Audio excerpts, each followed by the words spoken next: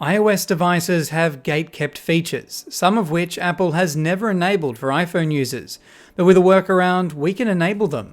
Several years ago, Apple split off the iPad with its own version of iOS, adding features to make it more computer-like. But you see, iPadOS and iPhoneOS are really just the same OS with some slight differences. On certain iOS versions, we can use a tool known as Misaka26 to enable never-before-seen iPhone features that Apple doesn't support. But we can even enable things 99.9% of end users should never see. It all starts with a GitHub page, which outlines the supported iOS versions and features that can be enabled. Because this modifies system files and you can have unexpected issues, try this at your own risk. We'll need to run a shortcut in Apple's Shortcuts app. GitHub pointed to a sketchy download page that's not only filled with ads, but is already asking for my info. After sitting through a 15-second ad, we could download the shortcut. Or at least, that's what I was led to believe, as it now wants me to create an account. This all just screams dodgy. So it's over to 10-minute mail where I can create a bogus email to create an account with. It takes my info, but nothing happens. It doesn't appear as though I can log in. Already not off to a great start, I managed to find a direct download link on another GitHub page. This time it opened in the Shortcuts app. It goes without saying running some random thing off the internet isn't something you should do on your main device or one with any personal info. What is this and why is it displayed like this? It's telling us to tap an option, open a file named blob and copy all of its text, but I couldn't see any bubble named blob. And most things I tap say it's outside the sandbox, which kind of suggests that this is definitely some kind of exploit. It took me a few minutes to understand the instructions. I needed to find a bubble called file, not blob. It would have been helpful if that had been put in quotes because it was just too ambiguous. Sure enough, here it is, and it's got an NS string variable we can copy. Now we can close out of this window and allow the shortcut to copy from our clipboard.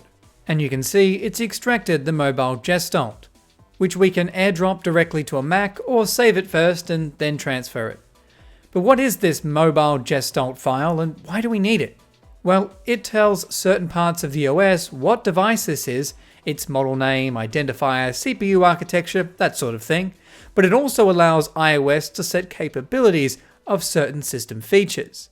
On a computer, we can now download the Misaka26 app from GitHub and connect our target device to the computer. From here, we need to load the file we just generated from the phone.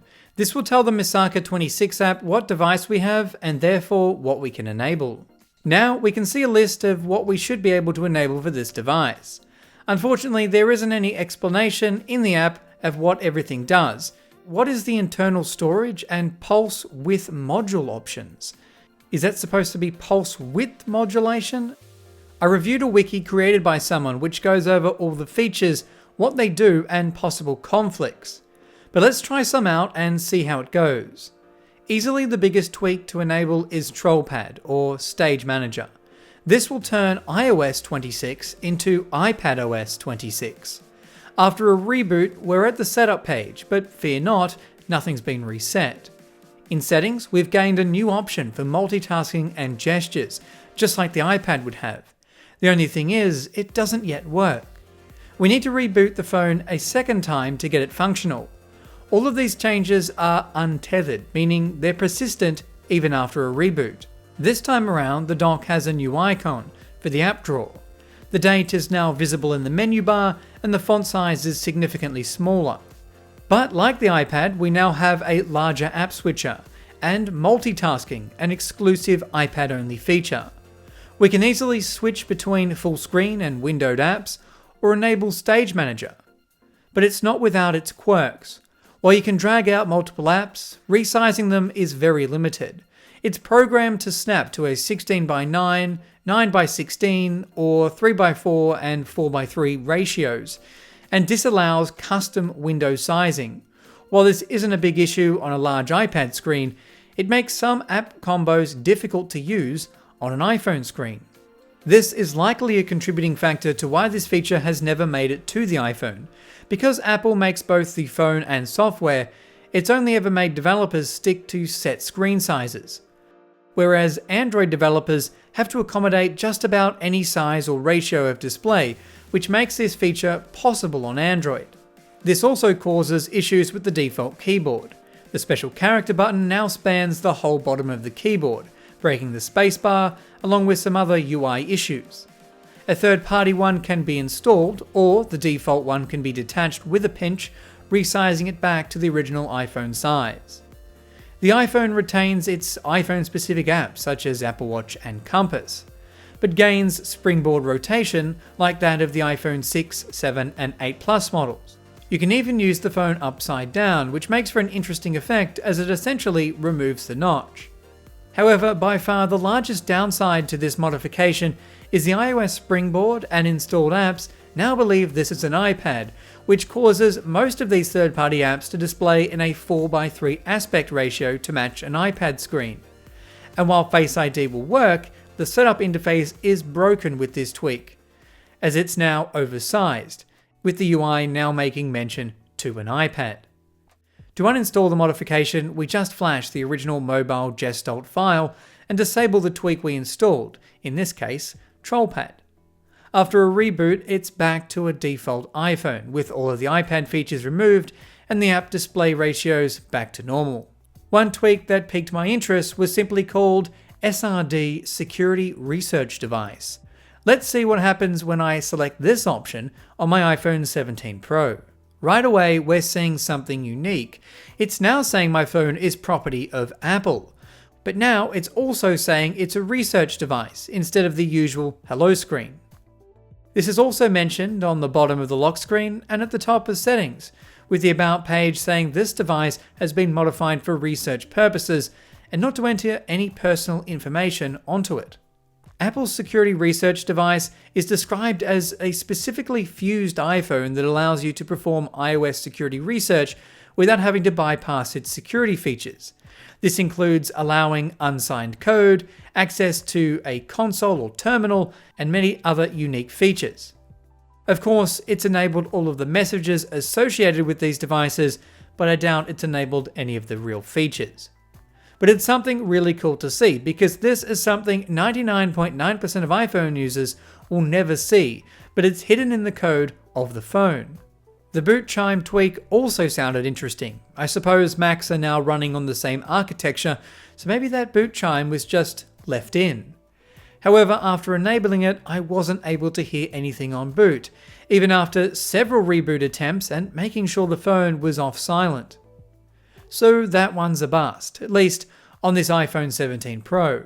But I've got an iPhone 12 mini on iOS 26.0 Beta 1, which may be a better fit to enable some of these options on.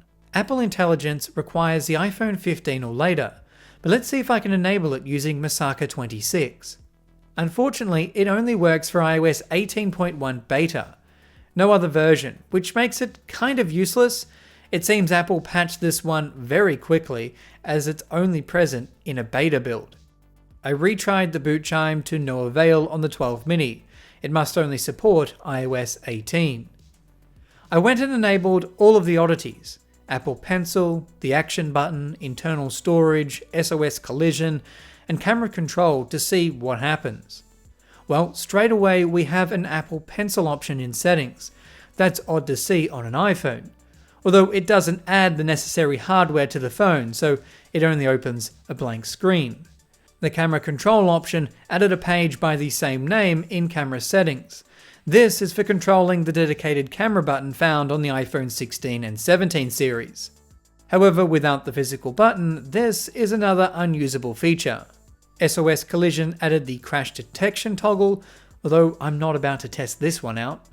The internal storage option doesn't appear to have changed anything on both my iPhone 12 mini and 17 Pro. This may be again an issue with these devices running iOS 26, or that system data is already displayed in iOS 26.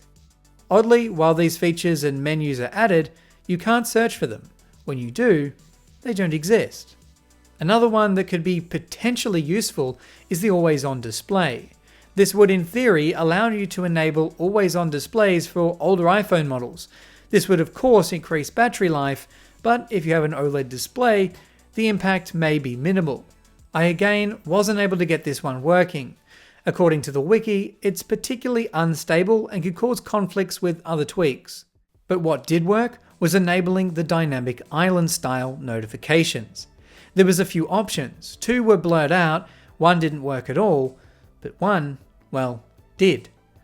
Although I initially had some weird red bar at the top of the screen and in Control Center, a reboot fixed this and we now have a dynamic island on an iPhone 12 mini. The small screen and large notch is cutting off part of the text, so this might be better suited to an iPhone SE 3rd generation or larger iPhone model. I'm also reading that you're not supposed to restart the phone to make the tweaks appear, but hey, it's been working so far. I wonder if this method could also be used on older legacy iOS devices to enable other features also, like Night Shift, which was famously only enabled on the iPhone 5S or later, despite just being a software feature that had been available to jailbreakers for years prior. This tool shows us some features like multitasking are gate-kept, even though they're already on the iPhone. If it wasn't for forcing an iPad aspect ratio, this would be quite a usable tweak. It shows this could be enabled with just some small changes on Apple's end. Many of the others are more of a novelty. You can add the settings page for the Apple Pencil, but without the necessary physical hardware, it's not going to work. And the dynamic island is a good use for the camera cutout on the newer iPhones, but it doesn't really work with older ones, as the notch blocks part of the text and animation.